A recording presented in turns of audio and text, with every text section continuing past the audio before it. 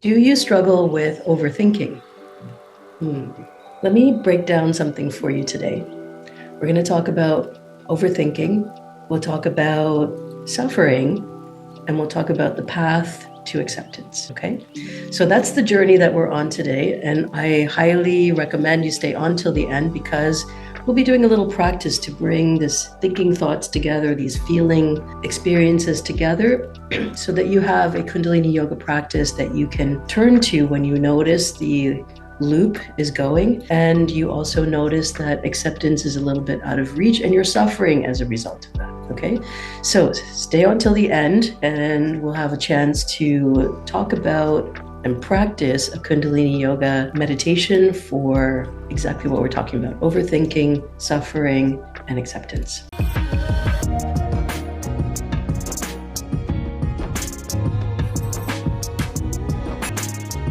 First, before we begin, hi everybody, my name is Salimah, yoga therapist. Excited to be with you today. Now, this probably wouldn't surprise you, but I'm going to say it anyway, just so everybody has a starting point, a reference here. Overthinking is a result of growing up in environments where there was a lot of criticism and a lot of dismissive people. That'll never work. Or, why are you thinking like that? It's never going to happen. Or, yeah, I mean, really, do you have to do that? You're not really that great at it. You know, this kind of stuff. And what it leads to in our young life and as we grow older is a learned behavior of over-explaining and overthinking. And that's coming from a place of defense. Remember that our nervous system, our body, our mind, our spirit, our emotions, all geared to keep us safe. And sometimes the safety isn't about being physically safe, sometimes it is, but it is about also defending against a world that doesn't quite meet our needs, that doesn't quite see us for who we are. Okay, so let's start with that place, that when we're overthinking, we are now in a response to a place where we feel criticized or we feel dismissed. Overthinking, generally speaking, leads to underfeeling. So if our mind is going a mile a minute to try and explain something to someone, and then we start talking and talking and talking, oftentimes we lose track of our bodies. Well, actually, how am I feeling? What sensations am I receiving? And so if that's resonating with you, drop a comment below and let's start the conversation, okay? And I do want to know that, like, when you hear this truth, where does it resonate? And when you start talking, is this part moving really quickly and this part maybe numb or you can't tap in?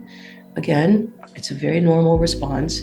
What we want to do here is bring it to your conscious awareness so that you can start to make some different moves. Okay, so that's the idea behind overthinking, over-explaining, underfeeling. And when we're underfeeling, we tend to dismiss the body's needs. In fact, not even quite tap in. And that happens because in our world today, we are so driven towards understanding. And in fact, we've equated understanding with love. So if I understand you, and remember that understanding requires some synergy. If I understand you, it means what you're saying makes sense. Number two is that I agree. And number three is that it indicates some kind of love. And as you well know, sometimes we seek to understand, but don't really relate to the person, what their story is, or why they're doing what they're doing, or maybe they don't even want to offer an explanation. So we end up in this place of, okay, I want to understand, I don't have enough information, it's not quite computing, and now I feel less love for you and for myself, and this now starts to create a loop of understanding. That's where we get trapped. So we're waiting for explanations, we're waiting for some information to come through, and it's not quite there, and it creates suffering. Okay? So that's part two of this conversation, suffering. Now, there was a very famous spiritual teacher, I'm sure you can guess who that is, who spent their childhood in a castle, and this child was kept in isolation and surrounded by beautiful things and beautiful art and music and people that were there just for that child's well-being. And one day, that child found their way outside of the compound. figured out how to get out of this very beautiful place and go and actually see the world. And what this child discovered was that people were hungry, people were injured, and people were old and suffering. Okay, can you tell who this is? This is the early story of Siddhartha, the childhood story of who we later came to know as the Buddha. And as this young child goes out into the world and sees suffering that comes from age, the suffering that comes from injury or pain, the suffering that comes from malnutrition, from hunger, starts to realize in a very awakening type of moment that this is actually the human condition. It's not being kept away. It's not locking ourselves up in isolation and having all the things that we need, but actually looking at what the human condition is.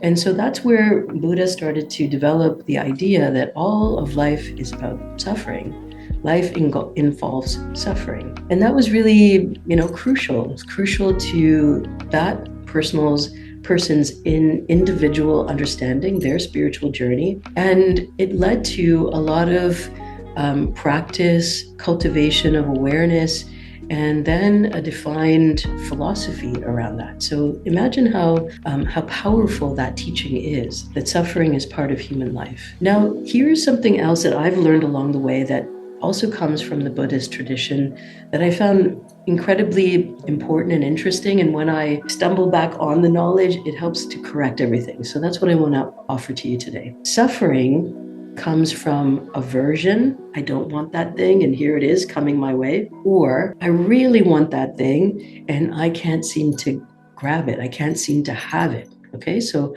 aversion, attachment. And that's where suffering comes from, is this pushing and pulling and wanting and not wanting. That's where the suffering comes from. And so in that, the Buddha developed a few principles on how to deal with that. And that is to, I'm going to say this loosely, these are not according to the codes of Buddhism, but in general language. Cultivating the mind, so sitting with whatever's happened. Discipline in our words and actions. In other words, we are sitting ethically and behaving ethically about what is happening in the world around us. And we're also cultivating some discipline around cleansing the body, cleansing the mind, using movement practices in order to cultivate an environment, an internal environment that is open to perceive. And that perception is more than just the facts of what's happening or our perceptions of what's happening, but what is the actual truth? And so that's where yoga has come forward with a lot of different practices. Kundalini Yoga has a lot of different practices, and in fact, we'll explore one together at the end of today's talk. And what that allows us to do, so cultivating the mind, cultivating an ethical framework, being aware of what we're saying and how we're behaving and what we're doing to nurture the body system, is really an important stepping stool from moving from this place of suffering into acceptance. Acceptance too is part of a spiritual language, a spiritual dialogue. And you may have heard the book title Radical Acceptance by Tara Brach, one of my favorite teachers in this realm of radical acceptance, about talking about acceptance and really thinking about what does that mean? Okay, so let's break down some of those ideas. Acceptance is about cultivating love without conditions. And I think that's really important. So in other words, I don't have to know exactly why you're doing what you're doing. I don't have to know exactly why I'm doing exactly what I'm doing, but rather there's an unconditional, there's a welcome mat out. And that welcome mat is saying, okay, whatever is happening in our life is happening. So rather than arguing with reality, we're sitting in a place of saying, okay, this is what's going on. We're in a place of transformation, or we're in a transition place, or we're in an argument, or we're not feeling well, or you name it. So again, rather than arguing with reality, we have come to a place where we're calm and relaxed enough to know that this won't last forever, but that it's also really important to take in the truth of where we are. So that's the pathway. So we went from overthinking, over-explaining, to understanding how that creates our own suffering, and then moving into a place of acceptance. And acceptance doesn't mean I lie down and I take everything, everyone can treat me whatever way they treat me. It doesn't mean that so that's one. It doesn't mean that anything goes. That's another misconception. A third one is that you're just giving up or not taking a stand. That's also a myth. And the fourth one is really about, if I accept it, then I must be welcoming more. And I think those four myths really get in our way of saying, okay, it is what it is how it is. And now what can I do about it? Now what steps can I take? Now that I know this, now that I've stopped putting my energy into fighting it or resisting it, now that I can see clearly, then I have a whole bunch of options that start to open. Okay, let's use some examples. Let's say there is an experience you have with a family member where they're not treating you very kindly. And one part of us resists. Well, they should be. I want to understand why. Like, why are you doing that? Why are you acting that way? What did I do? How did I, what can I do differently? And that's a normal response, a socially conditioned response. And the next part is to say, oh, this actually hurts. I love you, I care for you, and those words are impacting me. Okay, so there's some suffering. We want it to be a different way. And then the third step is to sit with it, okay? This is what's happening.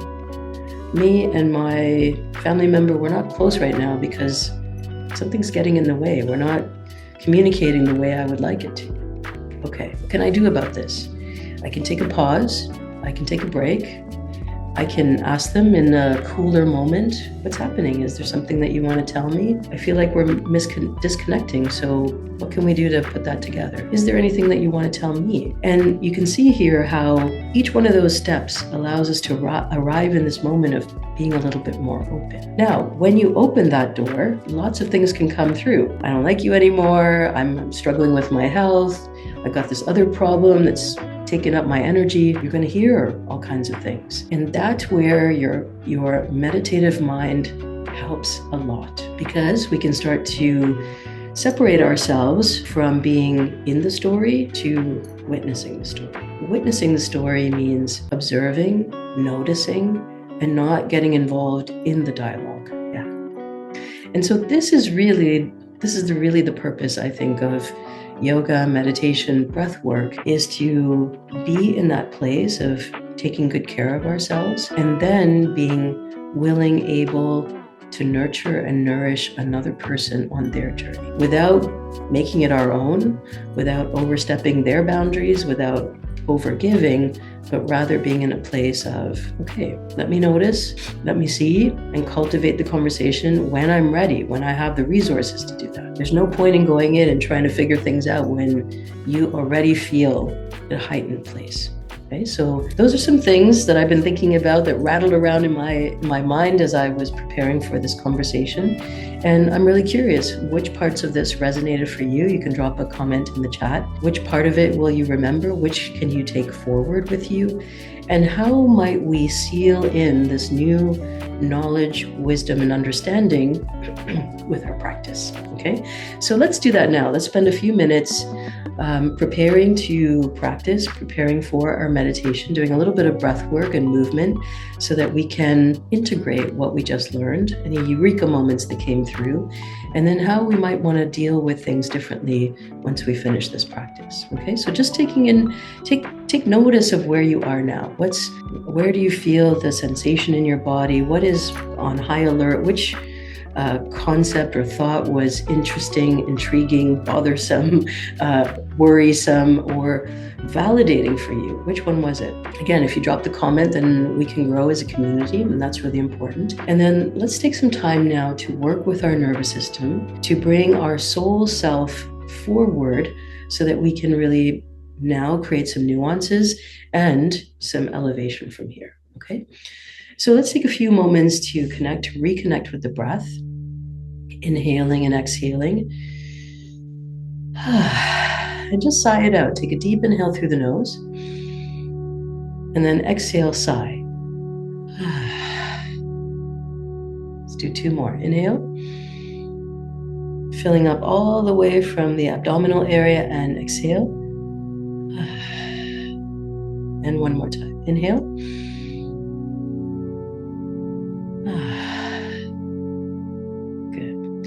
And you can see it doesn't take much to settle everything, to come back inside and to give ourselves a little bit of space to think whatever it is that we need to think. Okay.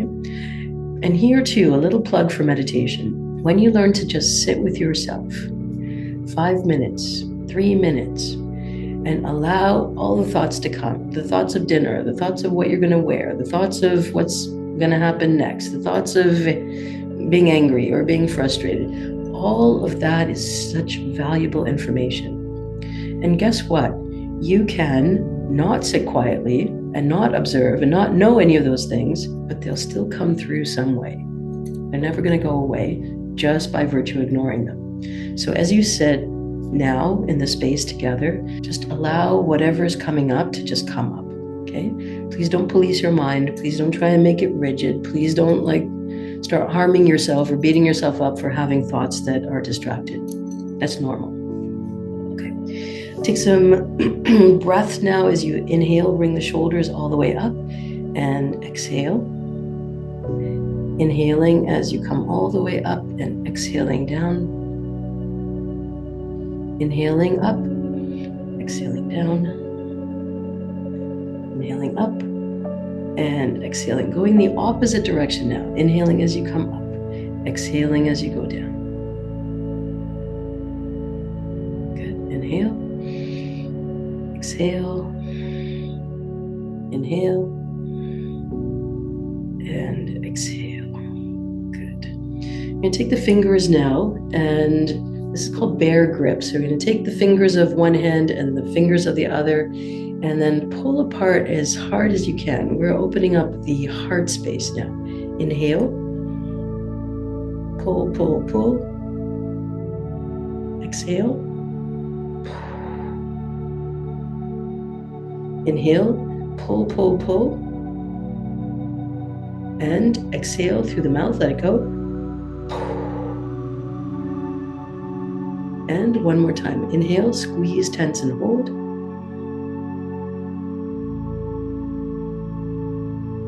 And exhale.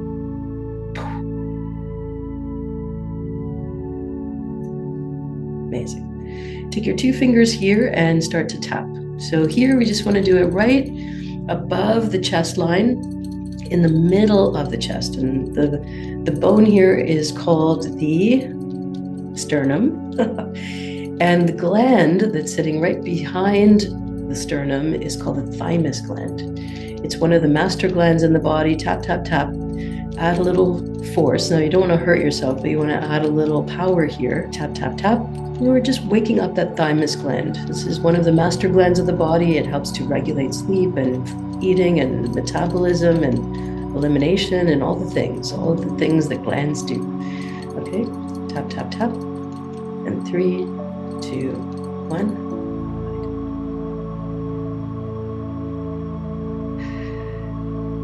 Good. And just noticing now how you feel mentally, physically, emotionally, spiritually. And let's walk into our practice. We're going to tune in together. Om Namo Gurudev Namo. I bow to the teacher within. I call on my highest consciousness. And this is, in a Kundalini Yoga class, this is required. In your personal practice, in your daily life, it's not always feasible to sit down and tune in a very formal kind of way. But you can keep the mantra going. Om Namo Gurudev Namo. Om Namo Gurudev Namo. Om Namo Gurudev Namo. I call on my highest consciousness. Okay? So it can be simple and as easy as that, in order to make your practice portable. This practice is designed to allow us to quickly and fearlessly respond to what's happening in front of us. It gives us focus. It gives us a sense of duty, a sense of completion. And it doesn't mean that you'll never be distracted, but that your goal is in your focus. So what we're doing here is using a Kundalini Yoga practice to come back to center, come back to our awareness. Okay, and this is for the Soldier Saint. Interesting title. Okay, so sitting with your arms relaxed at your side, so your upper arms are hugging into your rib cage. And then we're going to bring all of the fingertips together. This is very relaxed. I'm holding it here so you can see it, but you can lower it down or bring it a little bit closer. But the idea here is that you're hugging in just a little bit. So you're giving yourself a squeeze, a gentle squeeze as you hold here. Focus in between the eyebrows and slightly above. And one way to do that, if you find you struggle, to focus here is to just bring your finger here and then turn your eyes upwards to meet your finger. And now that you've located the sensation, just gently float your hands away. Okay, so you can hopefully still feel that feeling. And now we're using a mantra, satanama, and we're going to repeat that 4 times while holding the breath. Okay, so hands are in this mudra, lotus mudra. Inhale very deeply. Turn your eyes to your brow point. Inhale deeply through the nose. Now, bring your belly button towards the spine. Squeeze root lock. Squeeze anus, sex organs, navel center. This is called root lock. And now with the breath held, we chant Satanama 4 times. Okay, so inhale. Squeeze in the belly. Squeeze up the intrinsic muscles. Satanama, Satanama, Satanama, Satanama. Exhale. Inhale. Squeeze. Satanama, Satanama, Satanama, Satanama. Exhale. Inhale, squeeze. Satanama, Satanama, Satanama, Satanama, Satanama. Exhale. Let's go at our own pace now. You got the rhythm. We're repeating it 4 times. Inhale. Satanama, Satanama, Satanama, Satanama. Satanama, Satanama, Satanama, Satanama, Satanama. Satanama, Satanama, Satanama, Satanama, Satanama. Satanama, Satanama, Satanama, Satanama. Satanama, Satanama, Satanama, Satanama. Satanama, Satanama, Satanama, Satanama. Satanama, Satanama, Satanama, Satanama, Satanama. Satanama, Satanama, Satanama, Satanama. Remember to squeeze all those lower muscles. Satanama, Satanama, Satanama, Satanama. Relax your shoulders. Satanama, Satanama, Satanama, Satanama. Satanama, Satanama, Satanama, Satanama. Satanama, Satanama, Satanama, Satanama, Satanama.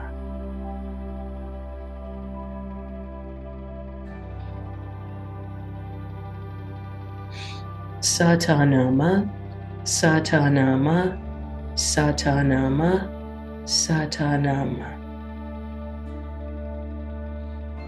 Satanama, Satanama, Satanama, Satanama, Satanama.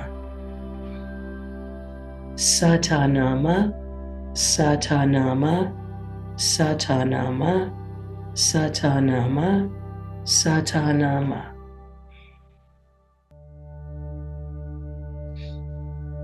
Satanama, Satanama, Satanama, Satanama.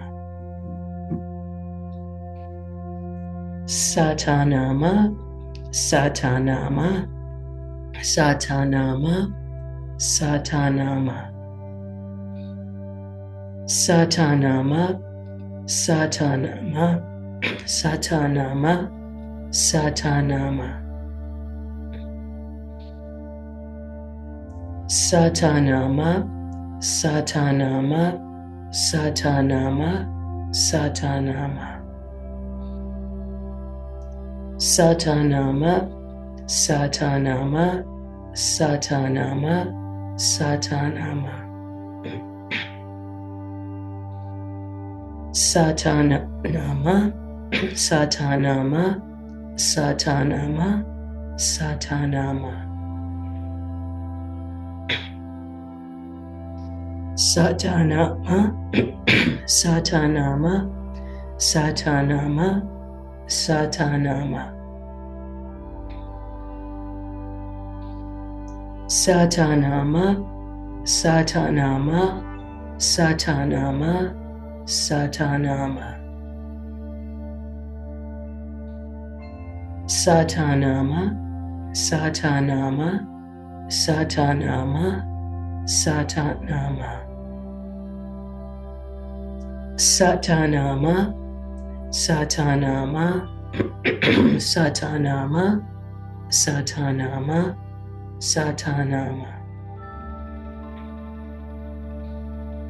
Satanama, Satanama, Satanama, Satanama. Satanama, Satanama, Satanama, Satanama, Satanama. Last few rounds.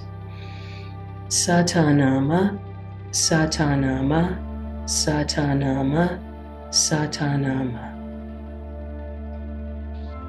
Satanama, Satanama, Satanama, Satanama. Satanama, Satanama, Satanama, Satanama. Inhale very deeply. Squeeze, tense, hold all of your muscles. Through the mouth, exhale, let it go. Inhale very deeply. Squeeze, tense, hold. And exhale. Last one. Inhale very deeply, squeeze, tense, hold. And exhale.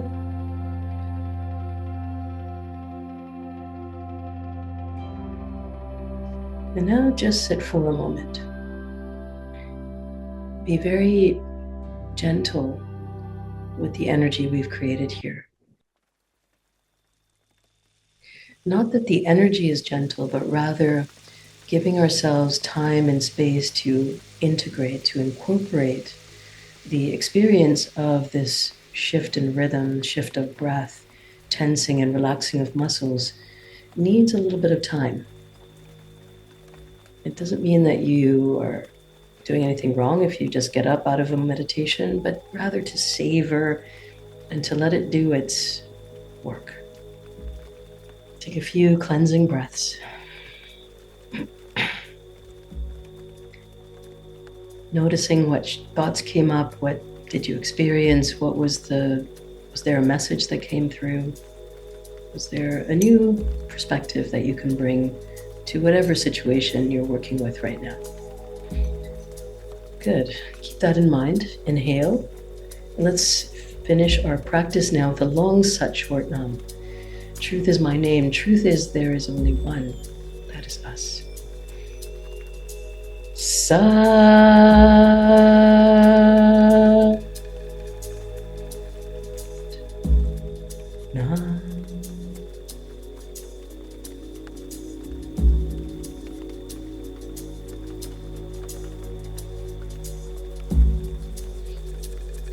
Please ground yourself, bring your forehead and your palms to the ground, closing off the energy of today's practice.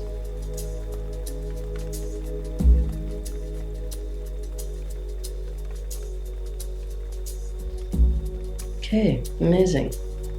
So we went from overthinking, over-explaining, to identifying suffering and moving into a state of acceptance and using a Kundalini Yoga breathing technique, a mantra, a meditation to start to give it a little different shape. And now, over the course of your day, notice what comes up. Notice where you can accept what's happening rather than fight it. Okay, so what shifted for you? Drop some comments below. Let us know. Let's create the conversation. And if you're looking for more like this, remember I have a group mentoring program. It's called Harmony Within. Incredibly diverse range of human experiences and kind, thoughtful, gentle, loving people there who, just like you, want to be known, want to be seen, and also Kundalini Yoga training. This is a whole other stratosphere of Kundalini Yoga, things that we can't do here in a video. And that is to give you the background, to give you cultural references, to give you a sense of how you might apply it, what's going on in your life, personalized mentoring, group dynamics, group facilitation, all of those things. And so if that's of interest, all the links are below. I'd love to meet you. And of course, we can always work one-on-one with soul coaching or yoga therapy. All the links are below. I'd love to hear what it is that you found interesting, fascinating, what resonated for you today in this conversation. Drop some comments and let's get the conversation going. Until we meet again, my name is Salimah, yoga therapist.